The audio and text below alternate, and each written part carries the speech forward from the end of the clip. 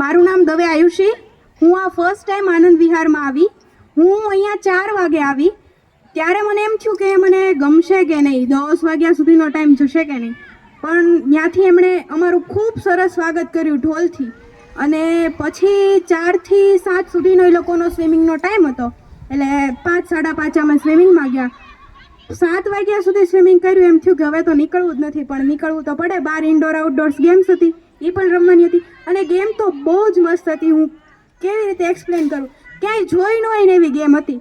તમને બધાને મજા આવી હશે હું ધારું ત્યાં સુધી. મારી સાથે જ અત્યારે બીજા ઘણા બધા પરિવાર આવ્યા હતા એને પણ. ત્યારબાદ ડીજે પાર્ટી માટે એક રૂમ હતો, એ પણ બહુ મસ્ત છે. જનરલી મને નથી ગમતું, પણ મને બહુ જ ગમ્યું ડીજે. પછી આપણું કલ્ચર એટલે કે ગરબા, એના વગર તો આપણે રહી જ ન શકીએ. ગરબા પણ ખૂબ સરસ અમે રીતે રમ્યા. અને ત્યારબાદ ભૂખ લાગે આટલું બધું કરો અને પછી ભૂખ તો લાગવાની જ તે. અને ફૂડની ક્વોલિટી ધી બેસ્ટ, બહુ જ મસ્ત જમવાનું હતું. તો થેન્ક યુ સો મચ આનંદ વિહારનો પરિવાર. બધા જ અહીંયા જે કોઓપરેટિવ છે, એમનો સ્ટાફ ખૂબ કોઓપરેટિવ છે.